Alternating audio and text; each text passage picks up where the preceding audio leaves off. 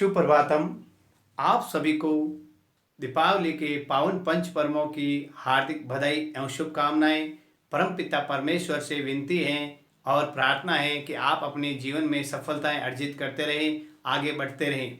प्यारे विद्यार्थियों, जैसा कि सर्वविदित है, इस लॉकडाउन में आप सब घरों में हैं, तो आपके लिए हमने यूट्यूब चैनल शहर हैप्पीनेस संस्कृत एजुकेशन को अपग्रेड किया है और आपके लिए एक ही प्लेटफॉर्म पर सभी विषयों से रिलेटेड महत्वपूर्ण टॉपिक अपलोडेड किए गए हैं।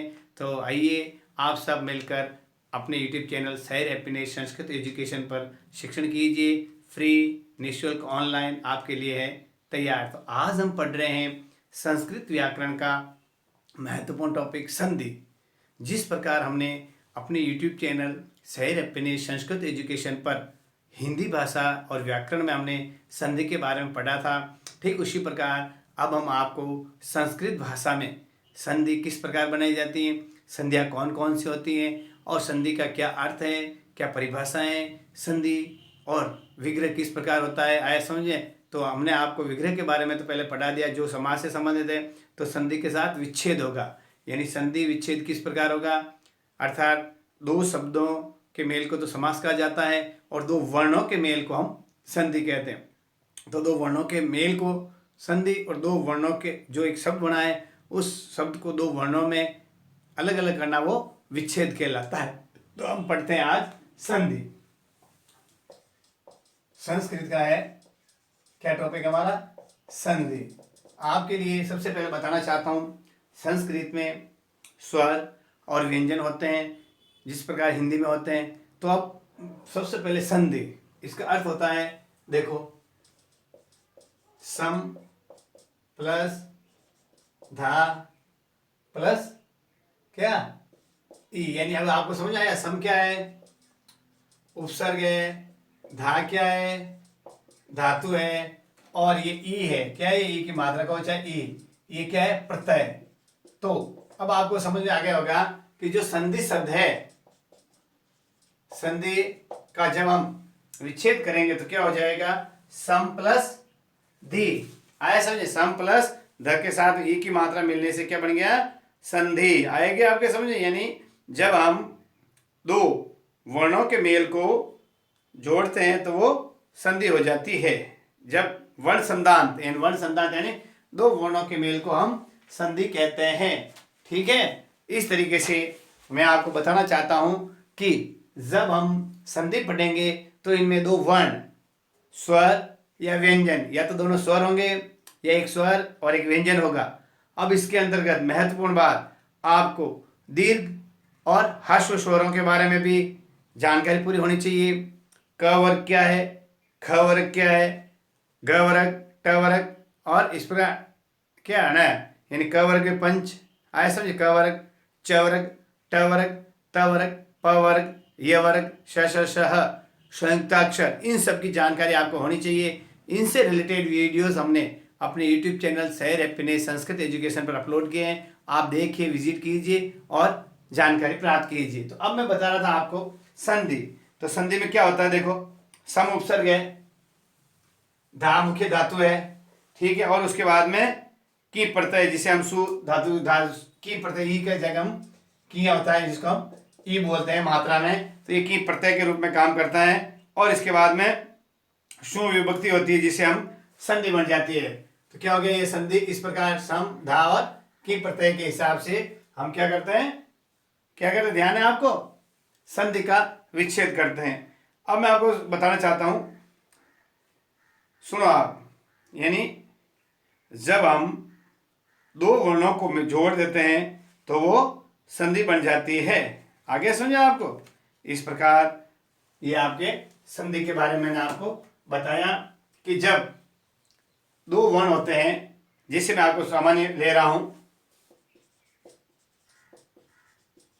विद्यालय है, तो इसमें दो अलग अलग है, देखो, विद्या प्लस आलय, ये विद्यालय बने, यानी इसमें क्या हुआ, आ और आ, यानी आ की मात्रा और आ की मात्रा मिलकर क्या बन गई, आ जुड़ गया दोनों में, विद्यालय, आया समझे। जिसे हिमालय, ये भी देखो, हिमालय के लिए हिम प्लस आलय, यानी अ और आ मिलके क्या बन गया, आ बन गया। इस प्रकार हम जब एक शब्द दे रखा है उसको विच्छेद किस प्रकार किया जाता है, हिम और आलय दो शब्दों में हमने इसको क्या अलग अलग विषय विच्छेद किया है, अ और आ में। यही है आपके संधि। तो संधि के महत्वपूर्ण बात बताना ये चाहता हूं कि जब दो स्वर या दो व्यंजन या विसर्ग जो भी है आपको आगे बताया जाएगा, उनसे रिलेटेड यदि उनको हम मेल कर दिया जाए दो वर्णों को तो वो संधि कहलाती है। ये मैंने आपको समझाया। अब मैं आपको परिभाषा सहित लिखवा रहा हूं, ये आपको समझाया है। अब आप मेरे पीछे पीछे लिखना चाहते हैं तो आराम से लिख लीजिए, ठीक है ना। तो ये आपको महत्वपूर्ण बात मैं ये बताना चाहता हूं कि संधि की परिभाषा लिखिए।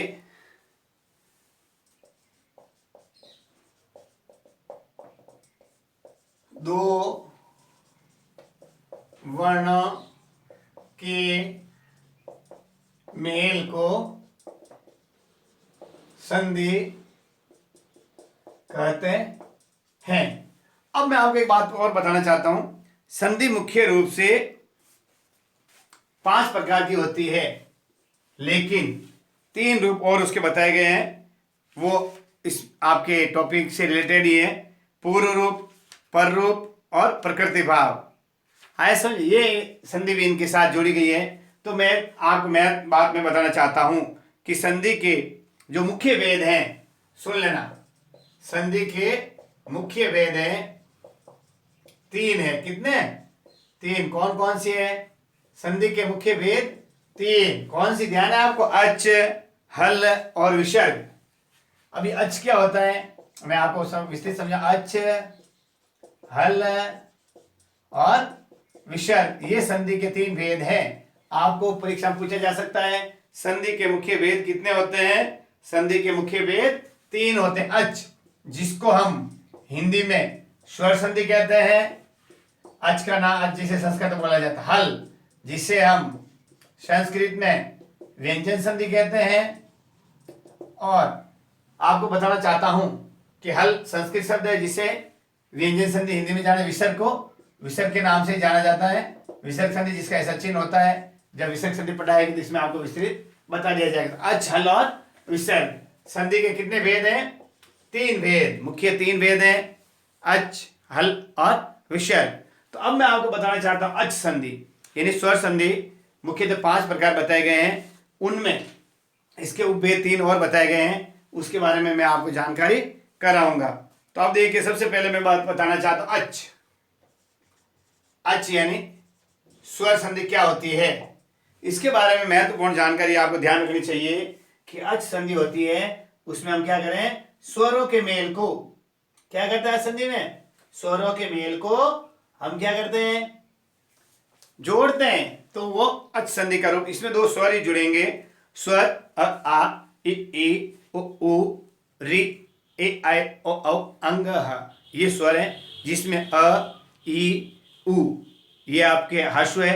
आ, ई, उ, ए, आई, ओ, औ ये आपके दीर्घ स्वर में आते हैं, ठीक है ना। अब आपको अच में सबसे पहले बताना चाहता हूं। अच में आप लिखिए, इसे बताना चाहता हूं क्या होती है?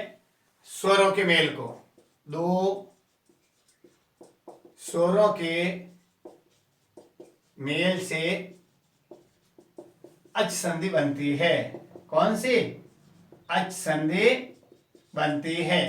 अब अच संधि के प्रकार, यह महत्वपूर्ण हो जाता है।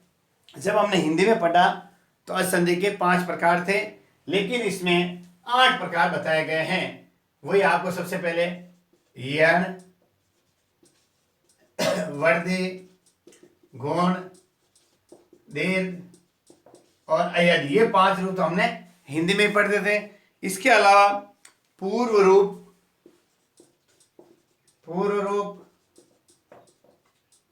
पर रूप, सुन रहे आप?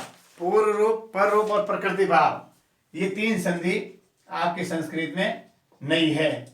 इन तीनों संधियों को भी हम विस्तृत अध्ययन करेंगे जब आपको समझाएंगे। तो अब देखो, सबसे पहले आपको ध्यान रखना है यण और अयदि।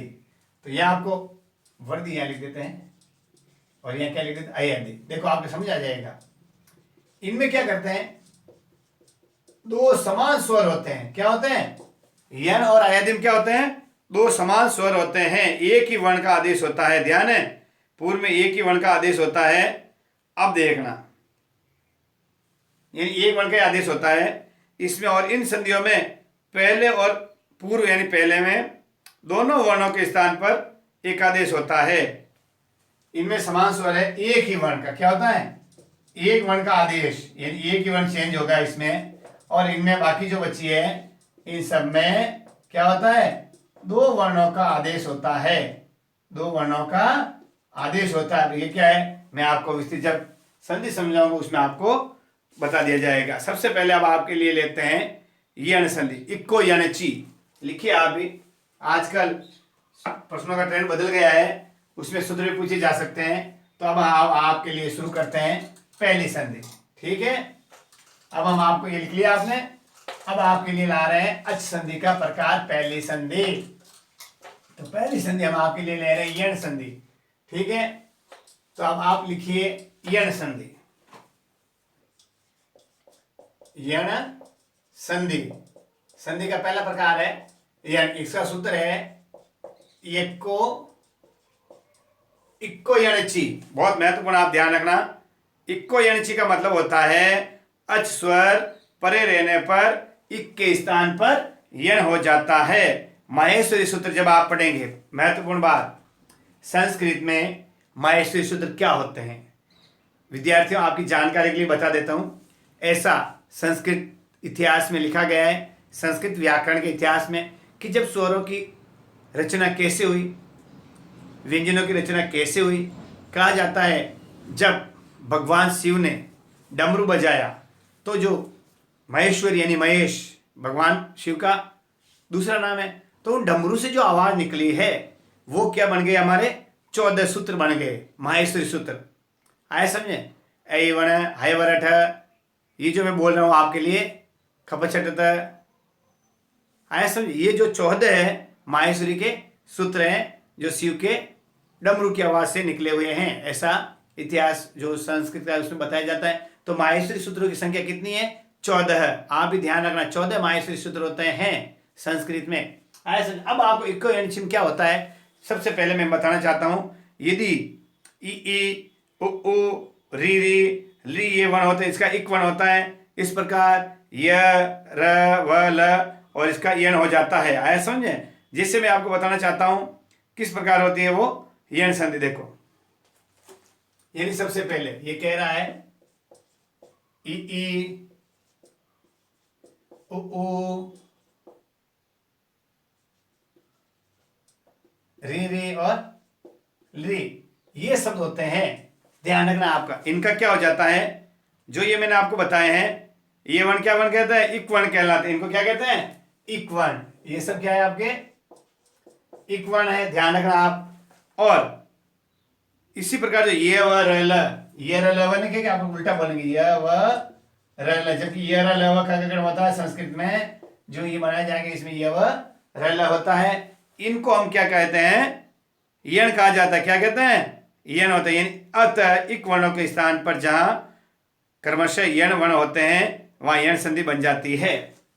इनको क्या बनाएंगे, ये यण होते हैं, यानी इनके स्थान पे इनके साथ ये हो जाते हैं तो वो यण संधि बन जाती है। अब आपको मैं सबसे पहले बनाता चाहता हूं, जिसे देखो, यानी य के साथ में, व के साथ में, र के साथ में और ल के साथ में, य व र ल। अब देखो, यानी पहले ये हो और उनके साथ में अ हो, अच हो जाए कोई भी, यानी ई के बाद में कोई भी स्वर आ जाए, ई के बाद में ई के अलावा कोई भी स्वर आ जाए तो क्या बन जाएगा, ये बन जाएगा।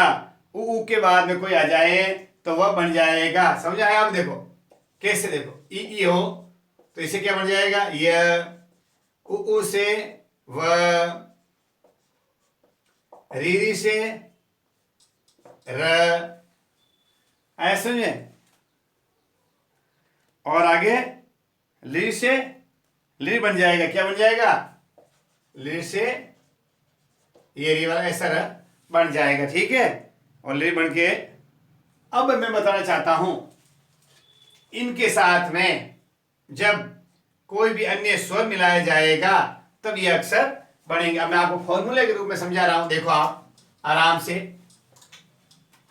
यानी पहला नियम है ई के साथ में कोई भी अच यानी अ से अ के अलावा कोई भी ई नहीं आना चाहिए, इधर अच आ जाएगा तो क्या बन जाएगा, ये बन जाएगा। ऐसा समझे, क्या बन जाएगा, ये और अच रह जाएगा, ये च है, ये और अच इसके साथ। जैसे मैं आपको उदाहरण के माध्यम से बताना चाहता हूं कैसे बनेगा। जैसे देखो,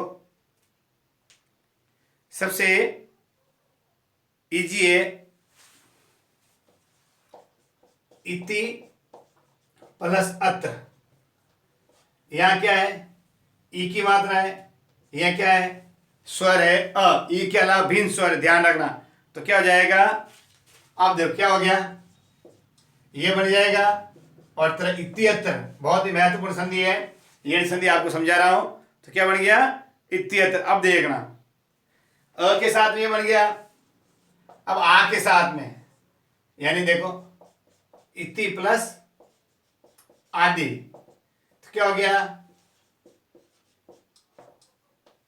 ये अच इसके साथ आ गया, इत्यादि, ये बन गया आपके इति और आदि को जोड़ने से इत्यादि। क्या बन गया, इत्यादि। अब देखो, अब ले रहे हैं ऊ, लेते हैं, क्या ले रहे हैं, ऊ। देखो तो ऊ ले तो अति और उत्तम, तो क्या हो गया, देखिए आप, यहाँ ई है और यहाँ ऊ है, तो क्या हो जाएगा, अति उत्तम। क्या हो गया, अति उत्तम। तो क्या लिखेंगे,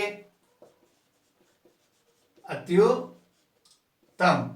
क्यों आया अत्युत्तम, देखो ये ई की मात्रा है तो ते हो गया, और ई और ऊ मिलके ये बन गया, और ऊ की मात्रा इसके साथ में लग गई। अच्छा वाला बोला ना, ये जो मात्रा है अ आ ऊ और ऊ की मात्रा जो ये के साथ में लग जाती है। अब देखो ये बड़ी के साथ लेता हूं, देखो जैसे देखो नदी और उद्गम, नदी प्लस उद्गम, देखो क्या हो गया, नदी द के साथ में बड़ी ई की मात्रा, क्या है, बड़ी ई की मात्रा है, तो क्या हो जाएगा, नदी उदम। क्या हो जाएगा, नदी उदम। तो कैसे लिखेंगे, देखो ऐसे भी लिख सकते हैं और ऐसे ऐसे भी लिख सकते हैं, इनको आपको ध्यान रखना, नदी उदम, ऐसे भी नदी उद कम, नदी उद कम ऐसे भी लिख सकते हैं, और नदी उद कम ऐसे भी लिख सकते हैं, ठीक है ना। ये आपको दोनों में द और यू को इसको ऐसे लिख करके भी आप इसको भी आप, जैसे विद्या, देखो ये विद्या ये भी सही है, और द में ध करके विद्या ये भी सही। इस प्रकार हमने नद्युद्गम ये दोनों आपको समझाए हैं। आगे आपके समझ में, यानी ई के साथ में आ हो तो क्या बन जाएगा, ये के साथ में क्या आ जाएगा, स्वर आ जाएगा। ये मैंने आपको समझाया, लिख लीजिए आप भी इसके उदाहरण। अब मैं आपको साथ में ले रहा हूं उ के साथ में अन्य स्वर, यानी ऊ को छोड़ के जो अन्य बचते हैं उनके लिए। ये पहला नियम आ गया आपके समझ में। अब दूसरा नियम इसी का ले रहा हूं, देखना आप, बहुत महत्वपूर्ण है। यानी ऊ के ई का ले लिया हमने, यानी ऊ और ऊ के साथ में अन्य अच आएगा तो वह और अच हो जाएगा, ये ध्यान रखना। यानी यण संधि में यह वह रैला होते हैं। अब जैसे मैं आपको बताना चाहता हूं, जैसे देखो आपको सीधा बता रहा हूं, अनु और अय, देखना अनु और अय, यहां ऊ है, यहां अच प्रत्यय अय, अनु और अय, तो क्या हो जाएगा, क्या बन गया, ऊ के स्थान पे क्या हो गया, वह बन गया। क्या, तो क्या बन गया, अन्वय। क्या बन गया, अन्वय। आप देखो सु और आगतम, समझे आप, सु और आगतम, तो क्या हो गया, सु से स और वह के साथ आ गया स्वागतम। ये इस तरीके से आपके जो ऊ और ऊ के साथ में अच प्रत्यय लगाया हमने, तो क्या हो गया, वह बन गया है। अब यदि मैं आपको बताना चाहता हूं गुरु आदेश, बहुत महत्वपूर्ण, गुरु आदेश शब्द है, इसका संधि विच्छेद कीजिए तो क्या करेंगे, गुरु प्लस आदेश, यानी यहाँ ऊ है और यहाँ आ है, ऊ और आ है, यहाँ पे भी देखो ऊ की मात्रा, और यहाँ आ गया, यानी ऊ और आ, ऊ और आ मिलकर क्या बन गया, वाह बन गया। क्या बन गया, वाह। क्योंकि जो पीछे जो होता है, ध्यान रखना, जो पीछे वाले अक्षर के साथ में जो स्वर होता है वो वह के साथ में बन जाता है। यानी य के य, या, यू बन जाते हैं। इसी तरह व, वा, वी बन जाते हैं। आए समझे, व, वा, वी बन जाते हैं। ये आपको ध्यान रखना है उ के साथ में। अब जैसे मैं आपको बताना चाहता हूं मध्वरी, बहुत ही महत्वपूर्ण है। मध्वरी शब्द में कौन सी संधि है पूछा जा सकता है, तो वह देखते आपको यण संधि याद आ जानी चाहिए। यण संधि है। मध्वरी का विच्छेद कैसे होगा, मधु प्लस अरि, यानी मधु में ऊ है और ये आ है, अ है, तो मधु और हरि में मधुवरी आ गया। इस प्रकार हमने आपको क्या बताया है, जो मधु और हरि की संधि विच्छेद है यण संधि के माध्यम से बता। तीसरा ले रहे हैं र के साथ में अच मिलाया जाए, यानी री और री की लिख लिया आपने। ये दूसरा नियम आपको मैंने समझाया है किस प्रकार व के साथ में हम कोई संधि को बनाए तो वो कौन सी होगी, यण संधि होगी। अब देखो री और री के साथ में अच मिलाया जाए तो क्या बन जाएगा, र और अच। वही अब क्या बन जाएगा, र, तो र रा, रे रे और रो रो, ये बन जाएंगे। अब मैं आपको बताना चाहता हूं, जैसे देखो तो क्या बन जाएगा, र बन जाएगा। कैसे र बनेगा ये मैं बताना चाहता हूं। जैसे देखो इसमें आपको बता रहा हूं, जैसे देखो मात्राज्ञा, मातृ प्लस आज्ञा, क्या हो गया भाई, देखो री है यहाँ पे मातृ में और आज्ञा में क्या हो गया, मातृ और आज्ञा में क्या हो गया, मात्राज्ञा। क्या हो गया, मात्राज्ञा। क्या हो गया भाई कि यहाँ री है, री की मात्रा है और यहाँ स्वर है, तो क्या हो जाएगा, र के साथ मात्राज्ञा। ये आगे समझ आपको। अब आगे पित्रादेश, पितृ प्लस आदेश, पितृ प्लस आदेश, तो क्या हो गया, ऐसे भी लिख सकते हो और अपन इसको र में लिख ऐसे पित्रादेश, इस तरीके से हम इसको लिख सकते हैं। अब मैं आपको बताना चाहता हूं मातृनुमति। देखो मातृ और अनुमति, तो क्या हो जाएगा, मातृनुमति। आए समझे, तरह के साथ में ऊ की मात्रा हो गई तो क्या गई, मातृनुमति। आए समझे, मातृनुमति, यहां न के साथ में यहां ऊ चला जाएगा, मातृनुमति। इस प्रकार आपको मैंने ये वर्क वन। अब है ला, वही ला करते वाला ली, ये 3 नियम हो गए। अब मैं आपको चौथा नियम बता रहा हूं जो आपके इसी यण संधि से रिलेटेड है। यानी ली के साथ में अच आ जाए तो क्या बन जाएगा, ली और अच की मात्रा लग जाएगी, यानी लल्ला, लीली, ऐसे लुल्लू। अब जैसे देखो, तो जैसे देखो ला और कृति, ये ल है सामने, ल के साथ में ऐसे मान ली कृति। अब जैसे मान ऐसे लिख दिया हमने तो क्या हो जाएगा, लाकृति। क्या हो गया, क्या ली और कृति से क्या बन गया, लाकृति। अब जैसे देखो ली और आकार, बहुत महत्वपूर्ण, आगे के प्रश्न पूछा गया है, ली प्लस आकार। अब तो यहाँ ली है, यहाँ आ है, तो क्या बन जाएगा, ल के साथ में आ मिलके लाकार। ये पूछा गया था कि लाकार में कौन सी संधि है, तो आपको ल आते ही आपको पता हो जाना चाहिए कि यह संधि है। लाकार का संधि विच्छेद होता है ली प्लस आकार, ठीक है ना। इस प्रकार आपको देखिए लादेश, ये एक बार पूछा गया था, लादेश शब्द में कौन सी संधि है, ल के साथ आपको पता है, आते ही यण संधि हो जाएगी, तो क्या हो जाएगी, ली प्लस आदेश, लादेश। ये इसका संधि हो गया और इसका हमने इसको विच्छेद किया दिया। तो प्यारे विद्यार्थियों, आपको मैं एक बात समझाना चाहता हूं, आज हम ने पढ़ा यण संधि। यण संधि में क्या होता है, जो पहला वर्ण होता है ई उ समझ और री और ली होता है, उनके साथ में इनके अलावा कोई दूसरा वर्ण हो, ई के साथ में आ उ हो, उ के साथ में आ ई हो, री के साथ में आ ई उ हो और री के साथ में आ ई उ हो, तो इनसे जब हम संधि करेंगे तो ये व रल बनेंगे, और इनका विच्छेद करेंगे तो यदि ये व रल वाले शब्दों का विच्छेद करेंगे तो ई उ री और उनके बाद में कोई भी अन्य इनके अलावा जो शेष स्वर बचे वो आएगा। समझ में आ गया। तो जब आपको ये या की मात्रा जैसे देखिए ये के साथ में ई लगाई जाए तो ई नहीं आएगी, ये या ई नहीं आएगी, ये या और यू आएगा। इसी तरह व के साथ में क्या लगाया जाए, व के साथ में लगता है उ, तो व के साथ में उ लगाने से वव्वा और वी बनेगा, वो नहीं बनेगा।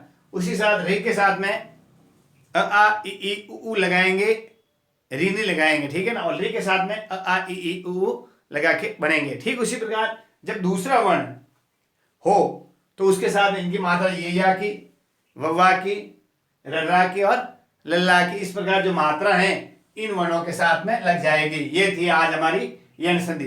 तो प्यारे विद्यार्थियों, आप घर पर रहिए, सुरक्षित रहिए, पढ़ते रहिए, और हम अपने YouTube चैनल पर आपके कॉम्पिटिटिव एग्जाम से संबंधित प्रश्न भी बताते हैं, तो आप तैयारी करते रहिए और आसान तरीके से संस्कृत सीखिए हमारे अपने YouTube चैनल सैर हैप्पीनेस संस्कृत एजुकेशन पर। नमस्कार।